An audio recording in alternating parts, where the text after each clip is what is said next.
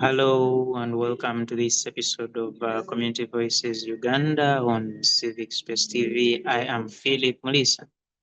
On this episode, we are discussing good news for the Republic of Uganda, and you and I are aware that the Uganda Airlines secured a direct flight to London, stationing at Gatwick International Airport, and that is new to celebrate for Uganda, for the airline, for the region, and indeed for the entire continent, because in the end, the people and the goods that might be going through that particular route and indeed that particular airline are in the interest of all the peoples of the areas I have talked about. My name is Phillip Muliisa, and I'm happy to host a panel of distinguished citizens of this beautiful country, Uganda, whom I will avail an opportunity to greet the viewer out there before we get into the depth of the conversation. And certainly so, because we are discussing good news, we are discussing travel, we are discussing linkages between places. As you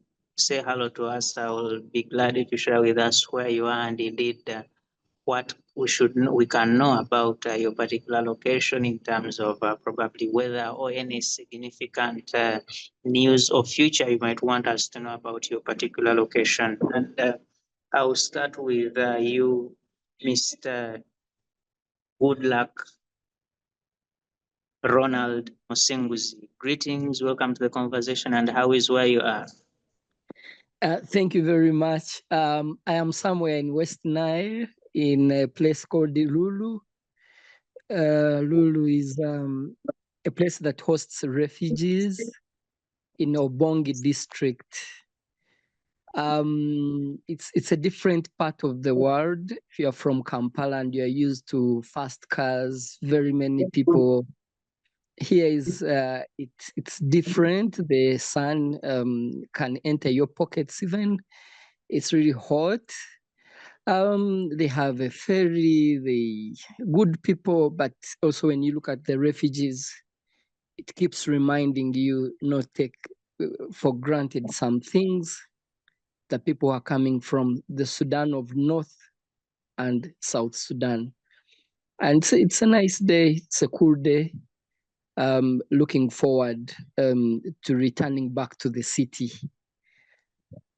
Thank you so much. Good luck for sharing with us what is in your location. And you talk about a good day here in Kampala. We're having a bit of rain right now, but I hope every other part of the city is experiencing the same. But where I am, we have rain, and certainly so.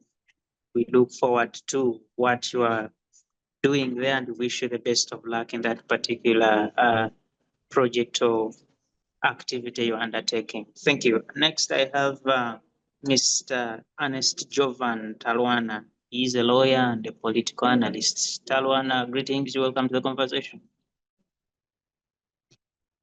Thank you. Yes, currently I'm in downtown Kampala, just currently in an office, just handling a couple of tasks. Yeah, that's pretty much it.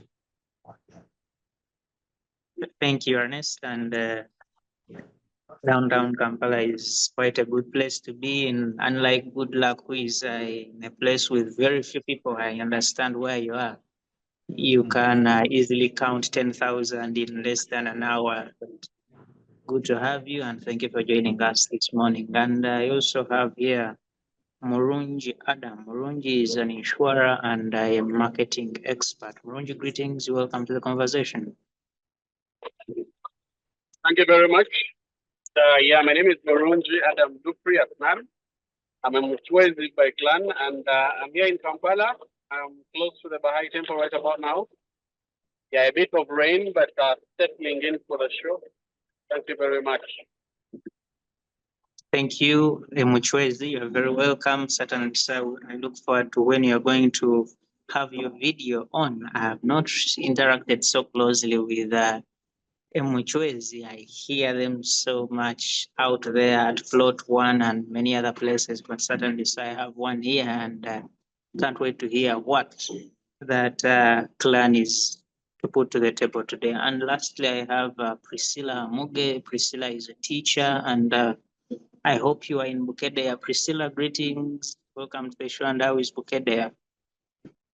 Okay, sorry about that. Good morning, Philip and the team on the call. My name is Priscilla Amuge, just like he has introduced, a teacher by profession. So here at Bukedea, the weather is cool. There is no hot sunshine. There is no rainfall. It's just cool and calm. Yeah, expecting to hear a lot from you people and having a positive engagement. Thank you so much. Thank you, Priscilla, for joining us, and wish you the best of luck down there in Bukedea. And we send our greetings to your learners there. I hope we've not picked you from my classroom right now. Gentlemen and lady, we have there's a lot of news around the world, and indeed, particularly for this beautiful country, Uganda. But one of the stories that stands out is that Uganda Airlines on the 18th of May 2025 had its first direct flight from Entebbe to London. And this comes after, since 2018, that's a couple of years since the revival of the Uganda national carrier. And if we get to secure such milestones, it is a point to celebrate for the country, for the peoples, but also for the sectors that are out to benefit from this particular route. And maybe for background purposes, we must remember that the last time there was a direct flight from Uganda to London was in 2015, courtesy of the British Airlines that has since cancelled its operations from Entebbe and indeed the entire Uganda. So if we have something revived and indeed with carrying the flag of Uganda and Uganda doing it itself, it's something to celebrate. And on that note, I want to hear from all of you, first of all, what you think about the general revival of the Uganda Airlines, and certainly so we get into the conversation about the specific route that we now have, and later you will still share with us what you think Uganda Airlines should look into doing and which routes you think they should consider securing for the growth of that particular entity and indeed the growth of destination Uganda. I'll start with you, Ernest. Uganda Airlines revived. What feeling does it create to you? And indeed, when you see it start to grow as over the years from 2018 to where we are now and securing a direct flight to a city in Europe, what does it mean for the airline and indeed for the country? Yes, Ernest. Yes. So I'm a bit, I don't want to say I'm excited or pessimistic. I'm just in the middle. I'm just a bit, should I say, curious to understand what it presents for us, because the last time we had a national carrier owned by the state, of course, was around 2002 when it had its last flight. And obviously, due to financial troubles, it went under. Obviously, the revival of a national airline, it comes with it a sense of pride and patriotism, because in our neighborhood, East Africa, that is majority of the countries around us have national carriers. Rwanda has Rwandair, Tanzania has Air Tanzania, Kenya has Kenya Airways, which is a most popular airline. This part, obviously, Ethiopia notwithstanding. So there was a sense around 2018 that we needed a national carrier to give us a sense of pride that we are not alone in the neighborhood, that we also need an airline to attract revenue and trade to us. Because as you see with Kenya Airways, it's a major marketing vehicle for Kenya tourism. And also the same can be said about Tanzania. So generally with a national carrier, it gives a sense of hope that we can leverage our national carrier to attract tourism. And with the opening of a London route, there's a sense that we can directly carry tourists to Uganda, and we can directly tell them that you do not have to pass through connecting hubs, as is with most airlines. Most airlines connect through their connecting hubs. Kenya, you have to pass through Nairobi. Rwanda, you have to pass through Kigali. Ethiopian, you have to pass through Addis. So with Uganda Airlines, a tourist can say that I want to travel to Uganda, I want to see the mountain gorillas, so they get a ticket in London.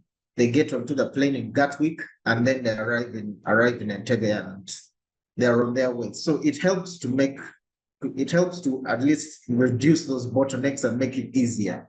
So generally, I will say that it does present plenty of opportunities. Can I say I am excited? I would say I'm a bit measured in my optimism, because as you know, with airlines, there's always those underlying factors with regard to costs, with regard to profitability. But that notwithstanding, it does present a big opportunity for Uganda.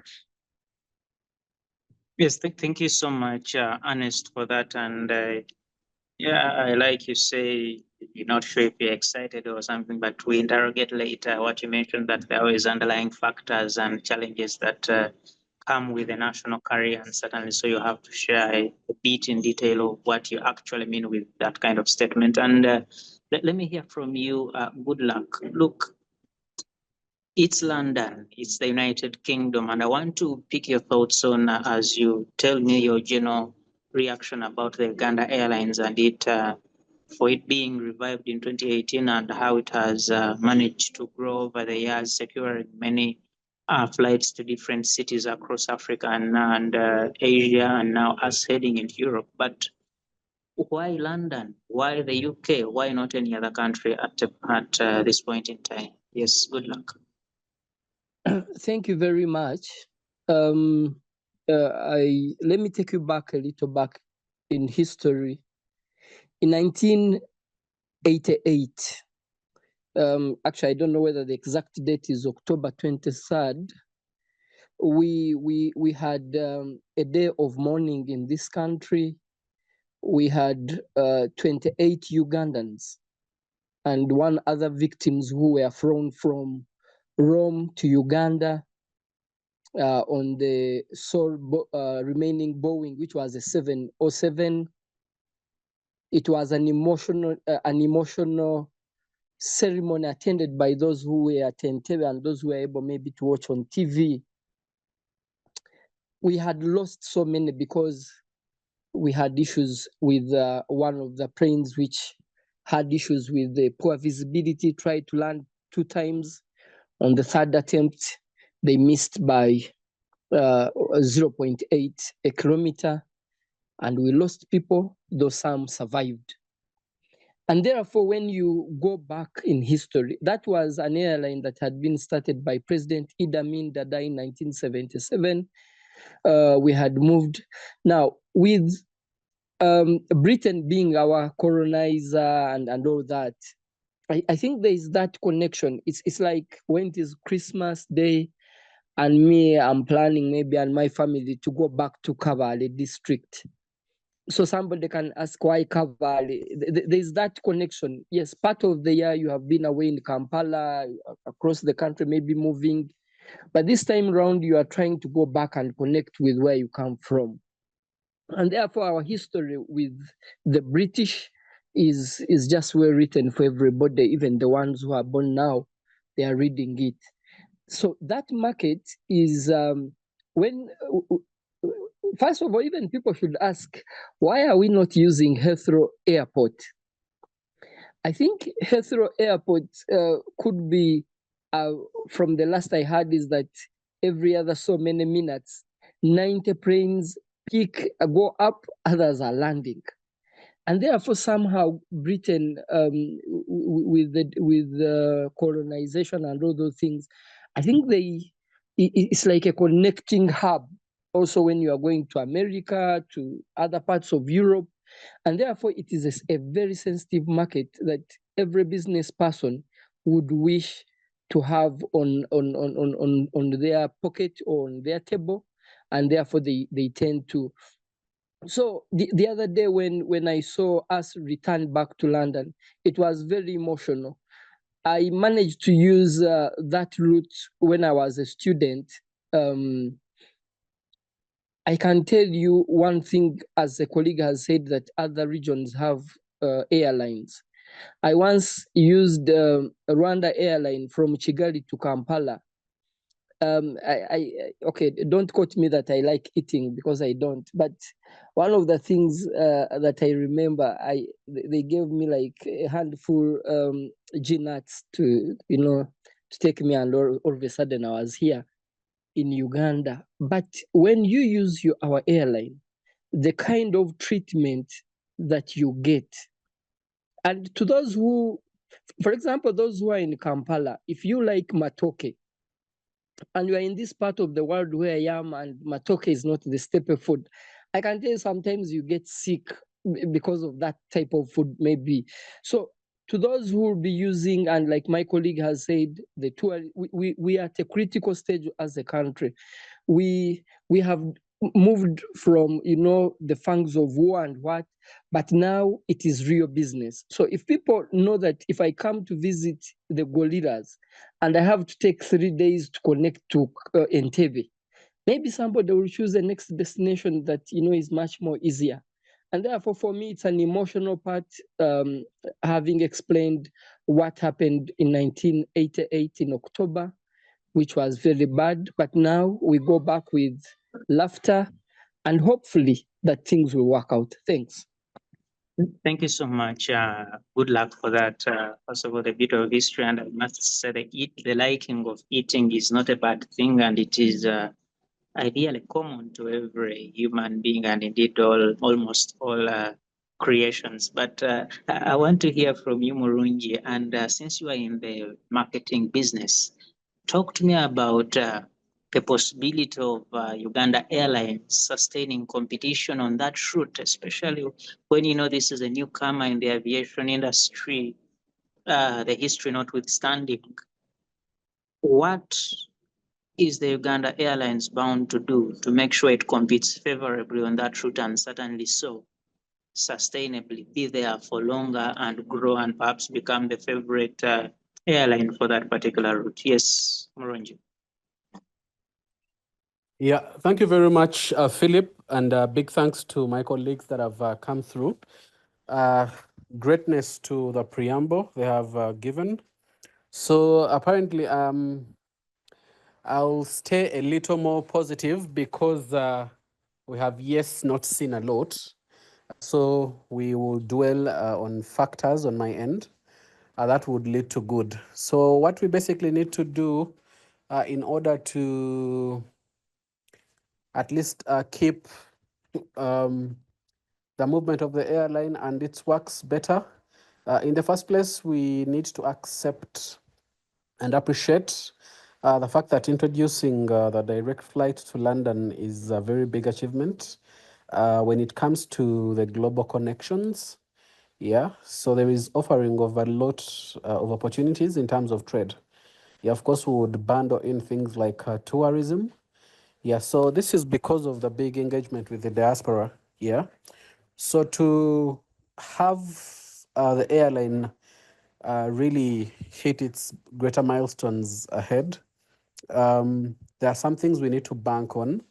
So from the trade and investment, I would want to look at the investors from the UK that get to reach Uganda. So one, there is great potential that these would be so much attracted. Therefore, a very big engagement with them constantly would really encourage more investment, number one. I mean by them into Uganda because of easy access. And number two, it would give us internally the best modes and methodologies on how to actually conduct transaction in terms of business. Yeah. So with the built-in structure that we have within the country, it being accessible as well, mostly by the UK traders here, if I may be a bit more particular, we would see a confidence being built into our growth here internally. Here, I'm talking about mostly infrastructure. Yeah, so there would be stability and readiness for global business. That is if we are to create that kind of view to the traders in one way or the other. Yeah, so also there is need to just let people know that we are always open for business. Yeah, so how do we show that at least we are always open for business? So one, the flight is a big gateway to this.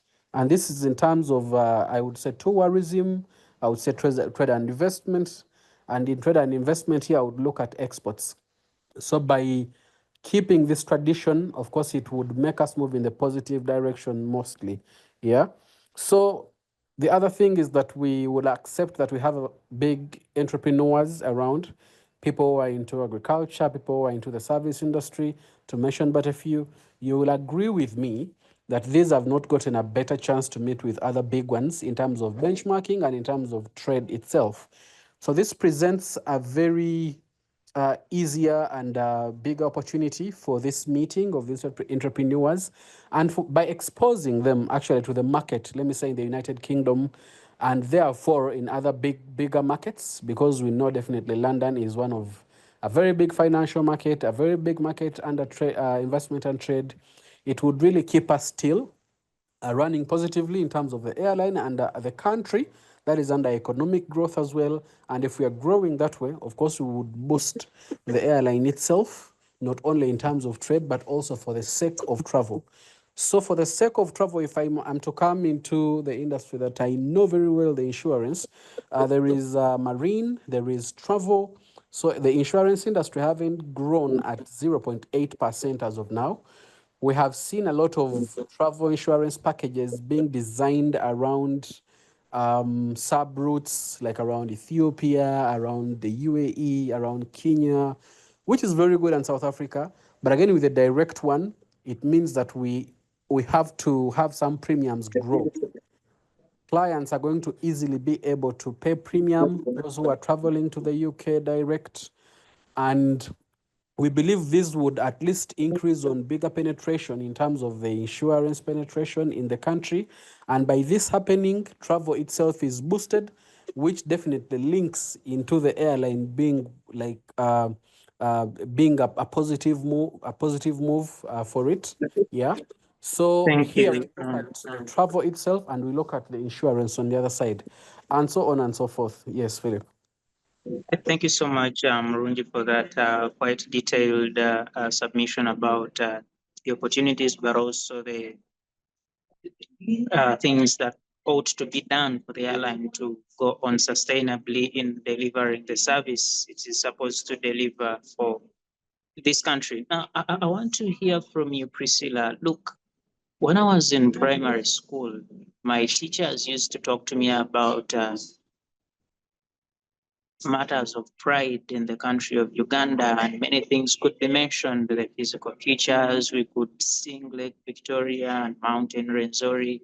And they used to tell us about the civic significance of these features in the country. And one of the things we spoke about then that we used to have an airline and it no longer existed at the time.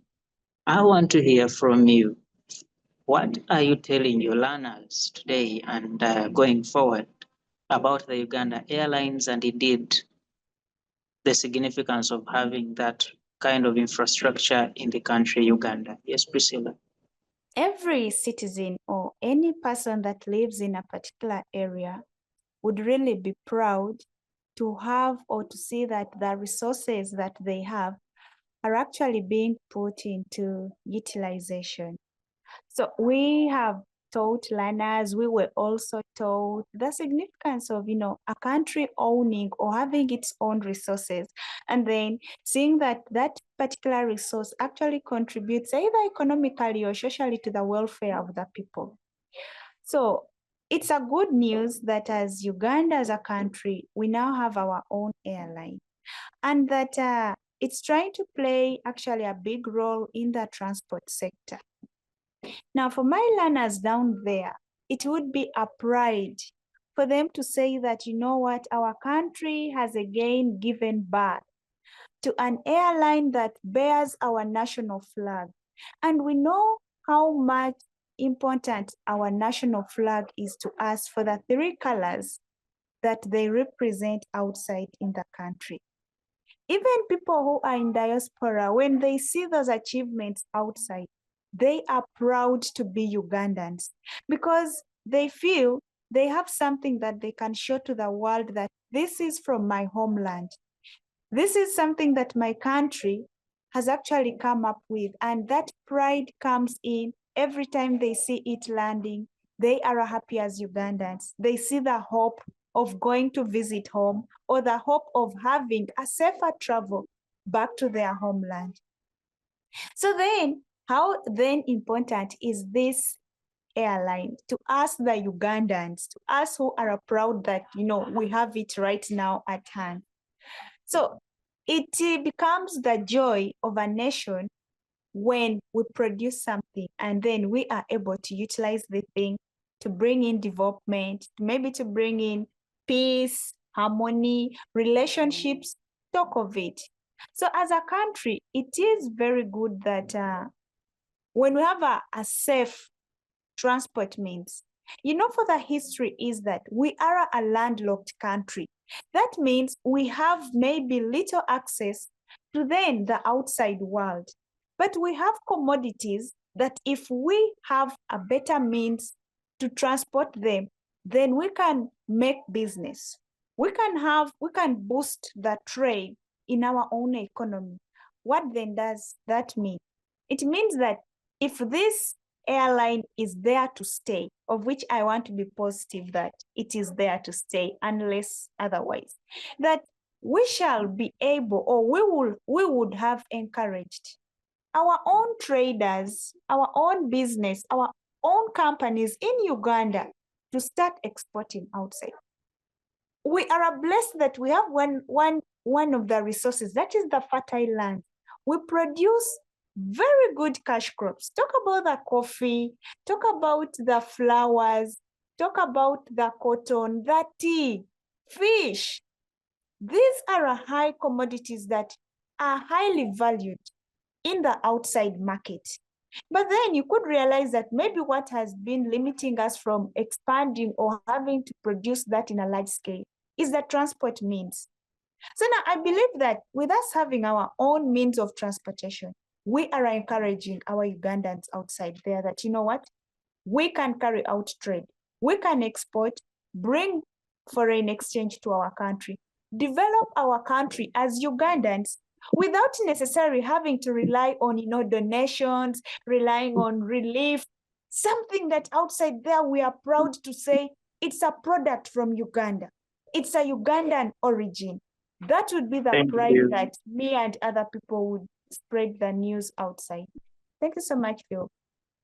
Thank you, Priscilla, for that. And it's good to understand we still have very proud Ugandans and people who are happy whenever the country is able to achieve a thing in any particular sector. And that brings me back to you, Ernest. Look, one of the things that are happening broadly on the European continent is the fact that generally the rightists are taking control of those nations. And what that means is countries are looking more into themselves than they are willing to look outside. And certainly we have very many examples of how policies are being designed not to allow many people, very specifically from the African continent, to be able to go to that part of the world. And it is leaders, but also even the ordinary people. They don't want to allow in as many people into their countries. And if we are now flying to London, my question to you is, are we going to be able to have enough passenger flows to sustain this particular route that is going to be so Uganda Airlines told us they're going to be flying to London 4 times a week. Do we get enough people to sustain the route 4 times a week, given the policy shifts that are happening in Europe and certainly every other part of the world? Yes, Ernest. Yes. So obviously, as you've rightly stated, there's a growing right-wing movement within majority of Europe and the West. However, this should not spook us into believing that means we cannot carry out trade or we cannot carry out tourism. Both going to the West and then attracting white tourists to our part of the world, because for the fact of the matter is the answer that. The truth is, yes, there is growing right-wingism in Europe, but this does not necessarily mean that they are chasing away Black people, Middle Eastern people, and everyone else from this part of the world. The reality is they do feel the pressure of migration on their social welfare systems, but it does not necessarily mean that they are resistant to tourism to their part of the world or trade with their part of the world. If you bring business to them, they're obviously going to look your way. The reality is no one is going to be resistant to business. Everyone wants business. Everyone wants money. Everyone wants to trade. So on that particular front, I am certain that getting a tourist visa is not going to be difficult. Getting a student visa is not going to be difficult, especially if there is proof of funds or proof of hotel stay and the like.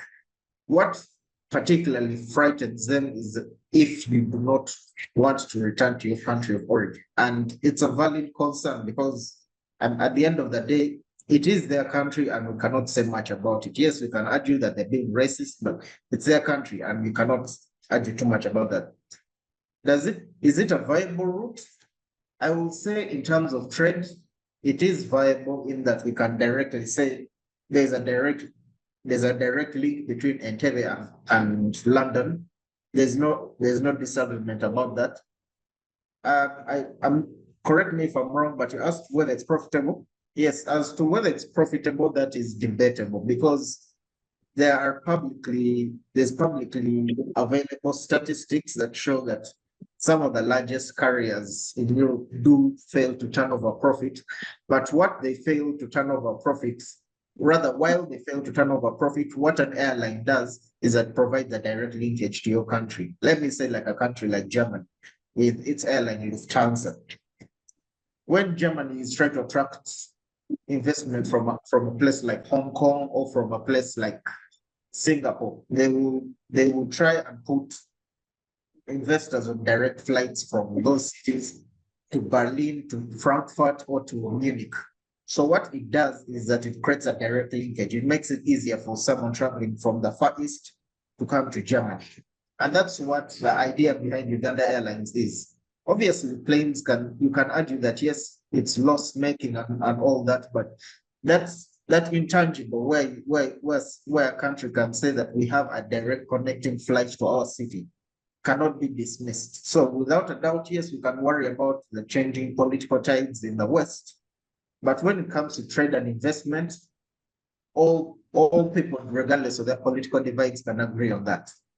Thank you so much, Ernest, for that. And that brings me good luck. You see, one of the things we keep talking about here is opening up trade and tourism. And I've looked at statistics from the Ministry of Finance that says the year 2023, Uganda traded with the UK to the tune of about 800 million euros. I want to understand from you, what are some of the priority goods, and indeed in the tourism sector, what should Uganda look at delivering to the United Kingdom? What should Uganda market to the United Kingdom to attract the peoples there that, like Ernest told us, have enough disposable income to pick interest in coming and first of all in the tourism sector to tour, whether we invest our products that Ugandans should export to the UK using the Uganda Airlines. What are those specifics we should look at as a people and as a country? Yes, good luck.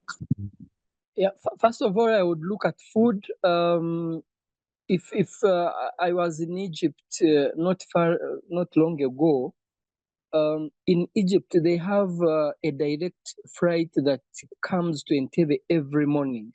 Now that flight, even if it comes with passengers or not, what it comes to pick here are the fresh foods. In the night, you find Egyptians buying matoke, buying all kinds of fruit, even pancakes to take in the morning on that direct flight. Now, if you have seen prices of simple things like avocado, mangoes, bananas, they are very expensive and sometimes they are not fresh. And so we have that opportunity that if our youth, if our young people, if our productive people, those who are strong enough, can really think of providing enough food, enough fruits to go, even if we don't take passengers. Then secondly, we have the vast Congo on our side. One, there are no direct flights from Goma, even until recently when the war came. Now even the airport is not usable, and therefore investors who are coming for minerals in this region, even you having seen that even the president of DRC has willingly traded mineral rights with the US to protect them. It means that everybody, because accessing Eastern DRC from Kinshasa, you have to fly 3,000 kilometers.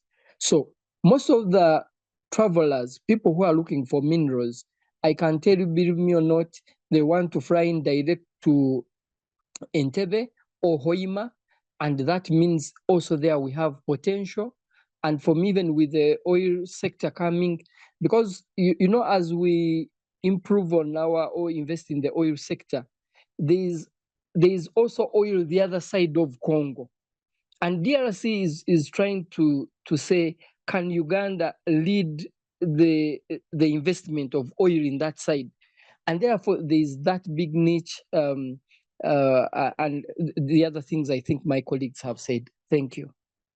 Yes, thank you so much. Good luck for that. And it's important you talk about the mineral wealth, and certainly so because Uganda is looking at, for example, starting to produce oil. And if we are starting on that particular wealth, and certainly so inclusive of what we currently share with the Democratic Republic of Congo, it should be an opportunity for this country to make some money out of this route and indeed making connection and linkages for investment. Thank you. And Murungi, one of the things that again come up is the very many Ugandans and East Africans that are resident in the UK, but by extension in the entire European Union community. Of course, the UK is no longer in the EU community, but that entire region and continent. What opportunities are there? And indeed, how can these people in the diaspora, but also the people back home, leverage the opportunity of this direct flight to have to benefit from this particular institutionalization of this London route? Yes, Murungi. Thank you very much once again, Philip and the colleagues for the good dissecting of the matters. So here I am going to be kind of direct. Although if I'm to categorize in terms of travel, I would say Ugandans in the UK can now fly home directly. Yeah, so you realize this would definitely save time and also cut down on layovers. Yeah. And if I'm to look at the other issues, so under normal circumstances, as humans, cutting down on stress and time, there would be a reduce in terms of travel times. Yeah, so one direct flight definitely makes the travel smooth and more appealing. Here I mean to the Ugandans who are residents in the UK. Yeah. From the national perspective, I would say for Ugandan and in the UK, this would definitely promote pride. Yeah, so I mean national pride, yeah, and this is in the airline. Yeah, so you would love and you would so much feel connected to your home country. So, and this would definitely shape also the image of your country if you're there. So there is promotion of national pride by the Ugandans there. I would say in terms of engagement and connection, there is also an encouragement of connecting more to the people at home. Here I mean family, and that is mainly to a personal basis. Yeah, so you would get not only connected to your home country, but also to your people. So you realize most of the Ugandans living in the UK would undeniably say that they are not as connected, much as there is an opportunity of the development of the internet and several improvements in a few tools that we use. But again, the direct movement would still bring in that connectivity. So there is under the economic bit, which I can never leave out, the diaspora can as well help market the airline, yeah? So if you have the Ugandans there, they're like ambassadors in this case. So it can even move up to word of mouth. Yeah, then community boost, then looking at the bookings. Yeah, so and lastly, I would still always link back to the insurance.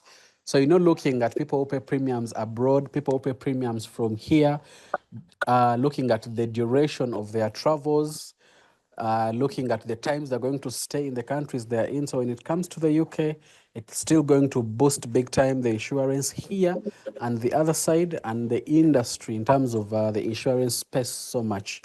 Yeah, I beg to stop there on this one. Thank you very much, Philip. Thank you so much, Murungi. And look, one of the things that have been mentioned here is, first of all, the linkages between the people, but two, most importantly, here Goodluck mentioned some of the produce Uganda has, avocado, matoke, and all the other fresh foods that are abundantly available in Uganda here. Priscilla, do you think the Ugandan community is ready to, and I know when such routes open up, you have very many people who are interested in trading those particular items to those new locations. Is Uganda ready, one, in terms of quantity, but two, in terms of quality, to produce what is required for the London, UK, and indeed European market? Yes, Priscilla. Why would I say this? Most of the time when our neighbors experience crisis in terms of food, or let's say famine, I see that our government comes to our own local markets and they stock the foods, and these foods are taken to countries like Somalia, talk about Sudan, sometimes even Congo. So that is just enough to say that we produce in excess. When you conduct a research, long are the times when people used to only produce for home consumption. But with the development and trends in technology, the improved farming methods, you find that people have started producing for sale. Where we have reached that you can't only produce to sustain the family, but you need to produce for other purposes. You need money. So not everyone is actually employed that in the formal sector, that maybe you're working in our office or you're running your business, so you have the money. Literally, we have Ugandans who have to carry out extensive agriculture to produce goods to sell and get the money. So with the kind of farming trends that we have been having from one shift to the other, with the improved technology, I can stand firm and say that with quantity, we are good to go. Now, talk about the quality. Now, the quality would have kind of a variance in that, remember, some of the crops that we produce, especially the cash crops, the coffee, the tea, the cotton, the flowers, the fruits, the fish, they are a kind of sensitive. Now, with the quality starts from how Ugandans manage these crops, maybe when they are still in the garden. Do we give them the necessary nutrients that they would require at the end of the day to produce attractive fruits? Talk about the avocados that when someone looks at one would say, wow, yes, for their companies or their farmers who have really seen quality as the first priority. And we have seen those products coming up. But I may not say that they could be sufficient enough to feed the London market. So that means it comes back to us, the Ugandans. We are getting the opportunity. Can we wake up and work on the quality of the products that we are producing, that we are willing to send to the outside market? Because if we want a high pay, we need to work for it. Someone will not give you a high pay for a low quality product. Remember, in the world market, there are systems that check on the quality of the products that you take for sale. You'll hear one time that I'm not certain of which year, but there was a time our maize, and actually it was our maize or wheat, that was banned from being exported. Why? Because the quality was not to the standard. So if as Ugandans we can work on those things to see that the quality of our products, the coffee, the fruits, the flowers, are at a good standard, trust me, we are ready and we are good to go to attack the outside market. Thank you so much. Thank you. Thank you so much, Priscilla. And again, Mr. Talwana, from you, look, one of the things that continue happening to this country is negative travel advisories to our country from countries in the north, from the United States of America, from the UK itself, and the wider European Union, and a couple of other countries keep issuing travel advisories against Ugandans. They warn their citizens on traveling to Uganda based on disease outbreaks, based on terror, and many other things that continue to happen in this country, homosexuality threats, and so on. Do you see us getting more people joining in coming to Uganda through this route with the prevalence of such advisories, and in light of the competition we have in the region in terms of, earlier you mentioned Kenya Airways, we have Ethiopian Airlines, and the growing Rwanda Air? The thing I would say for sure is that Uganda is not the first country to have anti-same-sex laws. It's not the first country to have political instability. The thing is, most countries in the world at some point in their history have had instability. If anything, what Uganda can do is try and show that we have something that is worth a British tourist coming here or a British investor coming here. Because, I mean, the DRC is an unstable country, but still there are very many companies entering in to do mining and investment. This shows that if you have something lucrative, countries are willing to come in. Western investors are willing to come in. Let me give an example of Kuwait. Kuwait was invaded by Iraq in around 1992. But still the US was willing to back Kuwait and was willing to push back against Iraq, obviously invading Iraq. This showed that Kuwait was lucrative enough for the US to push back against the Iraqi invasion. Obviously, the lucrative thing being oil and gas. So what I would say is, yes, Uganda obviously has prohibitive laws against same-sex relationships. It has it has an opaque investment environment, as some investment advisories would say. But generally, from my observation and from my reading, I will say this: if you have something worth an investor coming into your country for, they will do business with you. I mean, Rwanda has been accused of being a major destabilizer in the Eastern DRC. Rwanda has also been accused of having it has also been accused of its human rights record not being the best, but yet it has partnerships with Arsenal Football Club, with PSG, Paris Saint-Germain of Paris. It also has partnerships with the likes of Atletico Madrid as recent.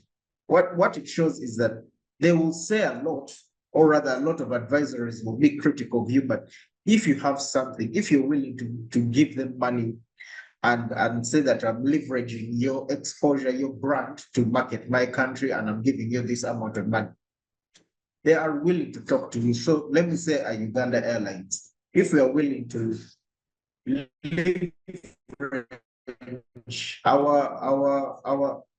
our tourist sites, if we are willing to perfect what we have as Uganda, and we're willing to talk with a major brand in the United States, in the UK. Okay, we don't have yet a flight to the US, sorry. But if you're willing to leverage our brands, or rather a brand in the UK, it can work in our favor. So to cut the long story short, Uganda can still work with what it has, regardless of all the criticisms that exist.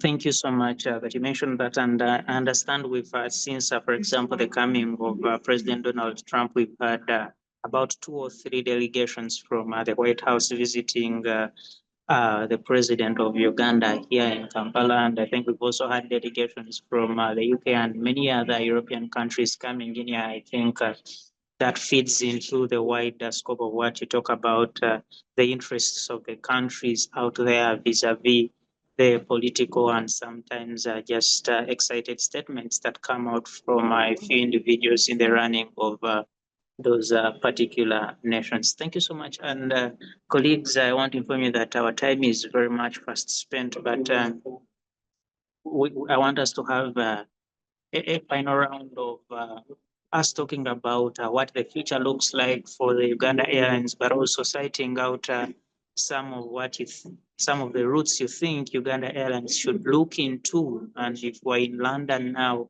where else should they look into going, and precisely why should we look at that route for the growth of indeed the airline and the country? I'll start with you.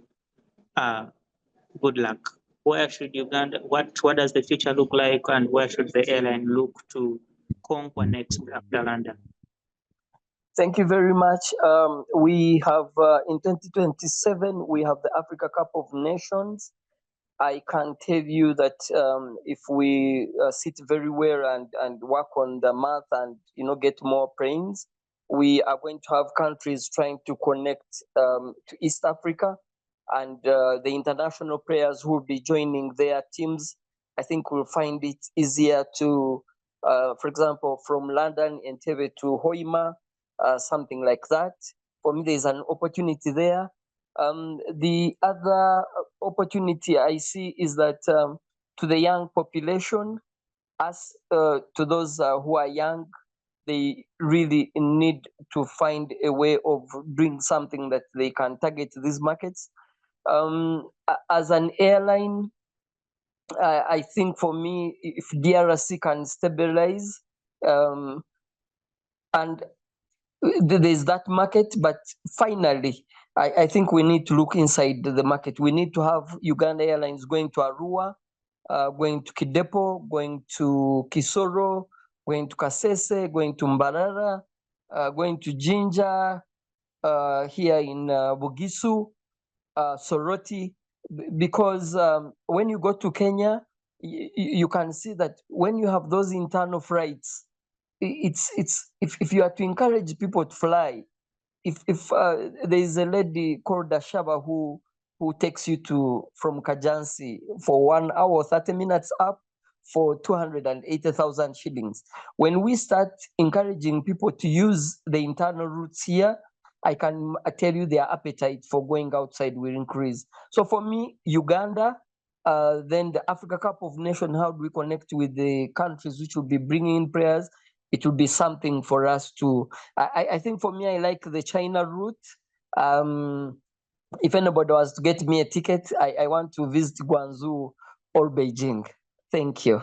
Thank you so much. Good luck for that. And it's good you mentioned people like Captain Ashaba, who is running private flights within Uganda. And I think it's an initiative that should be looked into widely by government, by Uganda Airlines, to have this and more people that are participating in such to have support and indeed have that entity growing. We shout outs to Ashaba and keep doing what you do. Thank you again once more, Philip. So on my take on, I think the prosperity of the airline still lies within us, the Ugandans. From the management, the type of services, the workers, it is still us who should see that the quality, the accountability, and the competency is checked on for us to have it continue. We wouldn't want to have another heartbreaking news that our airlines have failed again. No. If we are to stand up, to rise, we should look forward and never think of looking again backward. Then the other routes I would think of us having like a straight or direct routes. To me, I would look at it not far from what the former speaker has given, is us having those direct flights within our own African continents.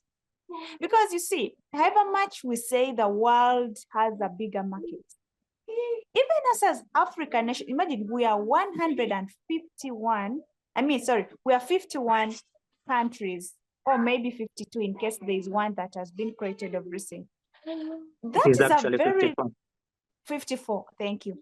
That is a very big market base. Just to even accommodate what we are able to produce. But you find that transport means would have been a very big challenge, that we are not able to export what we produce internally.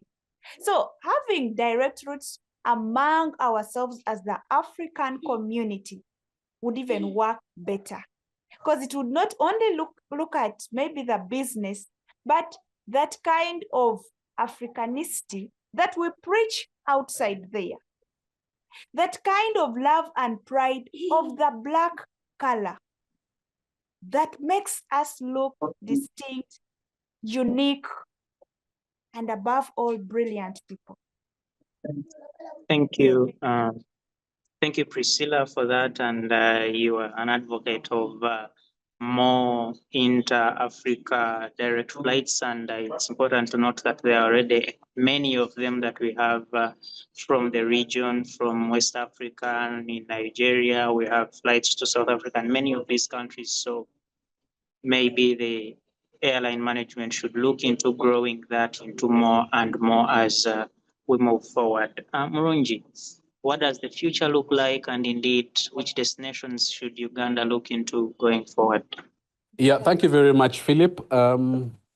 Since I want to come in the realm of optimism, I would like to so much look at a future coupled with a lot of challenges. And here, mine would come from a recommendation point of view that one, we need to have the airline plan well on the costing.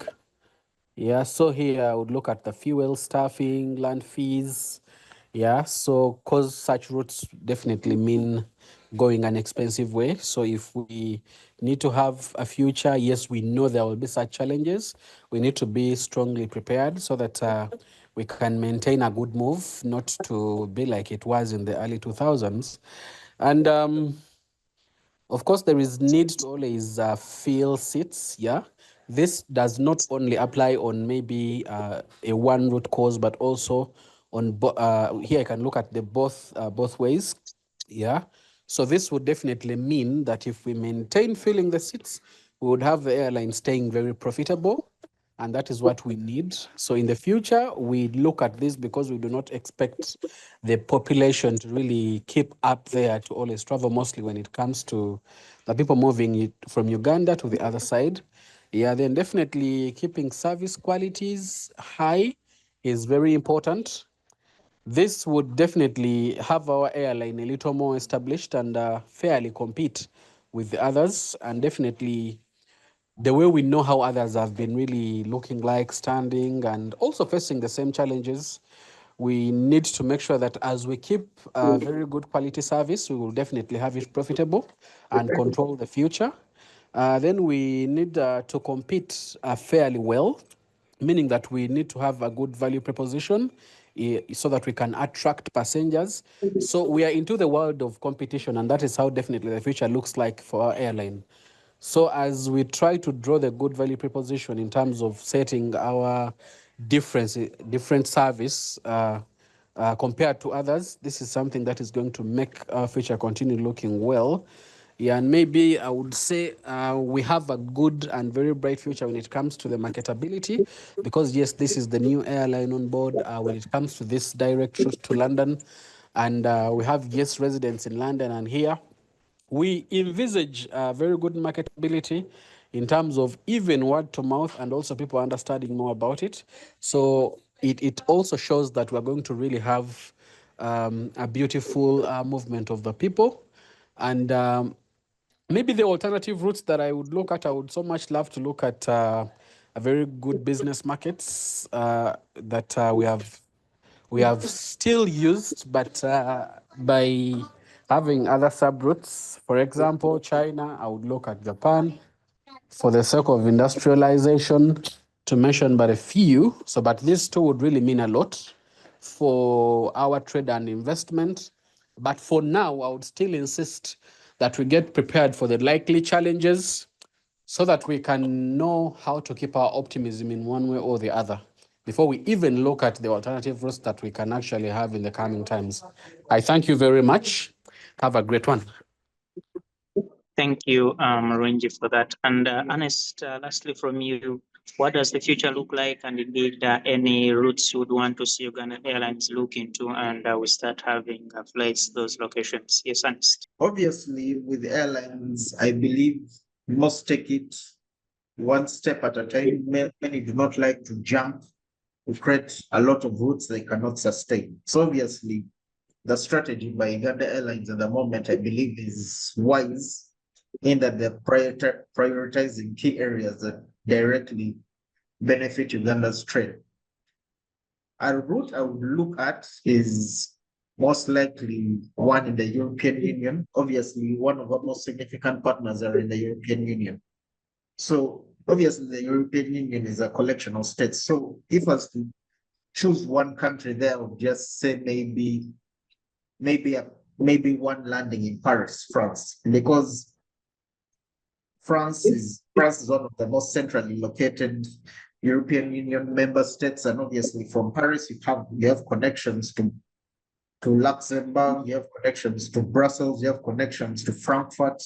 So in a sense, landing in Paris would be of significant benefit to us in terms of tapping into the European Union. And equally, there's obviously private deals between PES ID and Serbia. So obviously they look at Serbia as a hub, but that is only just in one particular product.